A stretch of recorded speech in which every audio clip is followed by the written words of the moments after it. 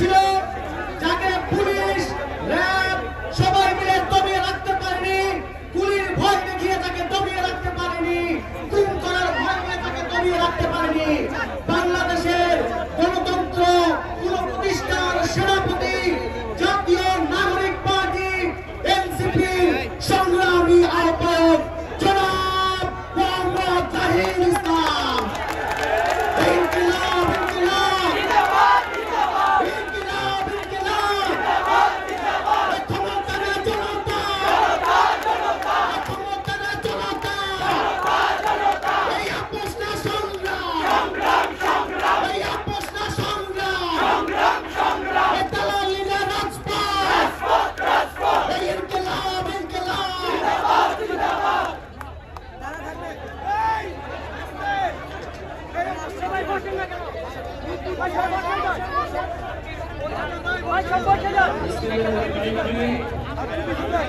প্রিয় সংগ্রামী বন্ধুগণ,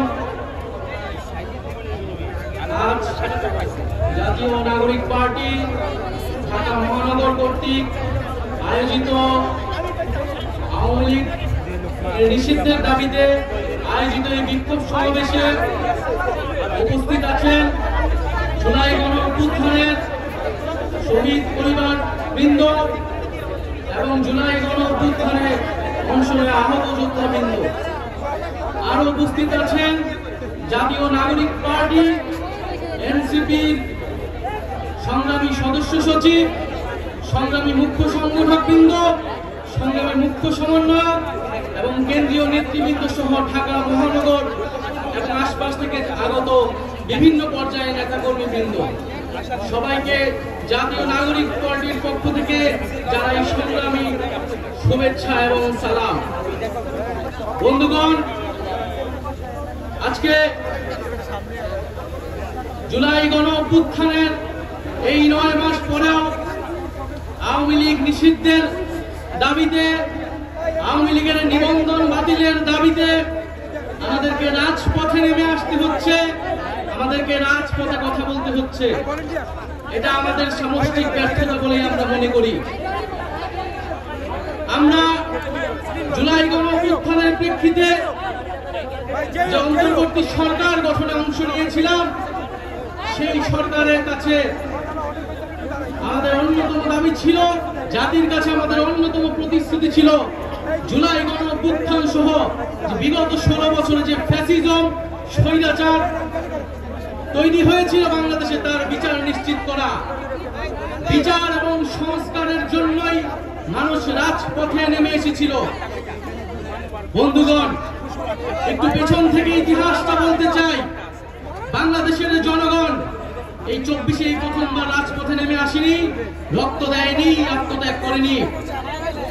ইতিহাসের বিভিন্ন পর্যায়ে বাংলাদেশের জনগণ রাজপথে নেমে এসেছে, জীবন দান করেছে, শাহাদাত বরণ করেছে। ন্যায় বিচার, মানবিক মর্যাদা, গণতন্ত্র, সার্বভৌমত্ব, স্বাধীনতা প্রতিষ্ঠার জন্য 1947 সালে এই পূর্ববঙ্গের বাঙালি মুসলমান নিম্নবর্গের হিন্দুর সাথে কাঁধে কাঁধ মিলিয়ে এই পূর্ববঙ্গের জনপদের অর্থনৈতিক এবং ধর্মীয় সাংস্কৃতিক অধিকার রক্ষার জন্য লড়াই করেছিল। সেই লড়াইয়ের ফসল হিসেবে আজকের বাংলাদেশের সীমানা আমরা প্রতিষ্ঠা পেয়েছিলাম। যদিও সেই সময় আমাদের লড়াইয়ের গন্তব্য ছিল সমগ্র বাংলার অখণ্ডতা কায়েম করা, কিন্তু কলকাতার ব্রাহ্মণ্যবাদী জমিদারদের ষড়যন্ত্রের কারণে সেই রাষ্ট্রকল্প আমাদের ব্যর্থ হয়েছিল। ফলে আমরা পাকিস্তান রাষ্ট্রের সাময়িকভাবে আশ্রয় নিয়েছিলাম। কিন্তু বন্ধুগণ, দুঃখের সাথে আমাদের সেই 47-এর আজাদের স্বপ্ন লুট হয়ে গিয়েছিল খুব অল্প সময়েই।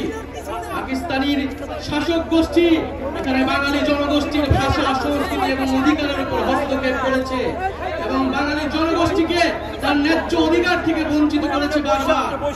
ফলে এই বাংলাদেশের সকল ধর্মের মানুষেরা আবার ঐক্যবদ্ধভাবে 71 সালে অস্ত্র ধরে হাতে তুলে নিয়েছিল এবং একটি রক্তক্ষয়ী জনযুদ্ধের মাধ্যমে বাংলাদেশের স্বাধীনতা এবং সার্বভৌমত্ব প্রতিষ্ঠা করেছিল।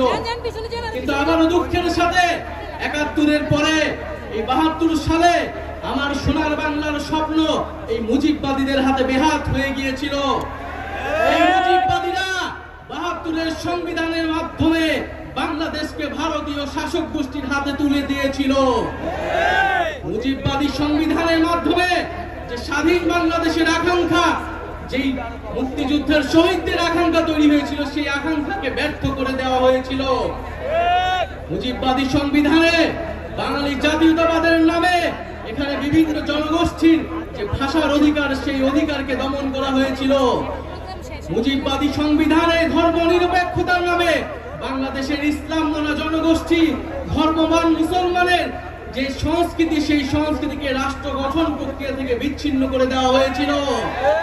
এখানে সমাজতন্ত্রের নামে যে পুঁজির স্বাধীন বিকাশ, সেই বিকাশকে ব্যর্থ করা হয়েছিল এবং অর্থনীতিকে লক্ষ্মী বাহিনীদের হাতে তুলে দেওয়া হয়েছিল এবং গণতন্ত্রের নামে বাকশাল কায়েম করা ছিল। এই ছিল ৭৫ পর্যন্ত মুজিববাদীদের শাসন। আমরা দেখেছি স্বাধীন বাংলায় এরপরে বিভিন্ন সময়ে সামরিক হস্তক্ষেপ হয়েছে। এক পর্যায়ে বাংলাদেশের জনগণ ৯০ সালে আবারও রাজপথে নেমে একটি গণঅভ্যুত্থান তৈরি করেছিল। সেই গণঅভ্যুত্থানের পরে স্বৈরতন্ত্রের পতন ঘটেছিল, কিন্তু দুঃখের বিষয় ৩০ বছর পরে বাংলাদেশের জনগণকে আবারও গণতন্ত্রের প্রতিষ্ঠার জন্য রাজপথে নামতে হয়েছিল। কেন নামতে হয়েছিল? কারণ গণঅভ্যুত্থানে যে রাজনৈতিক দলগুলো যে প্রতিশ্রুতি দিয়ে ক্ষমতায় গিয়েছিল, সেই প্রতিশ্রুতি তারা রক্ষা করেনি। ৯০-এর গণঅভ্যুত্থানকে যারা গণঅভ্যুত্থানে অংশ নিয়েছিল, তারাই ব্যর্থ প্রমাণ করেছে। ফলে রাজনৈতিক দলগুলোর সেই নেতৃত্ব বাংলাদেশের জনগণ মেনে নেয়নি। বিগত ১৬ বছরেও রাজনৈতিক দলগুলোর, ফ্যাসিবাদ বিরোধী দলগুলোর নেতৃত্বে জনগণ রাজপথে নেমে আসেনি। বাংলাদেশের জনগণ ফ্যাসিবাদ থেকে মুক্তি পাওয়ার জন্য রাজপথে নেমে এসেছিল ছাত্র জনতার নেতৃত্বে। বন্ধুগণ, বিগত ১৬ বছর গল্প আমরা সবাই জানি। বিগত ১৬ বছরে আওয়ামী লীগ কিভাবে ফ্যাসিজম কায়েম করেছে, কিভাবে স্বৈরতন্ত্র কায়েম করেছে। তিনটি ভোটকে তারা কুক্ষিগত করে মানুষের ভোটাধিকারকে হরণ করেছিল। পিলখানা হত্যাকাণ্ডের মাধ্যমে বাংলাদেশের সেনাবাহিনীর দেশপ্রেমিক অংশকে তারা পরাস্ত করেছিল এবং বাংলাদেশের সার্বভৌমত্বকে হুমকির মুখে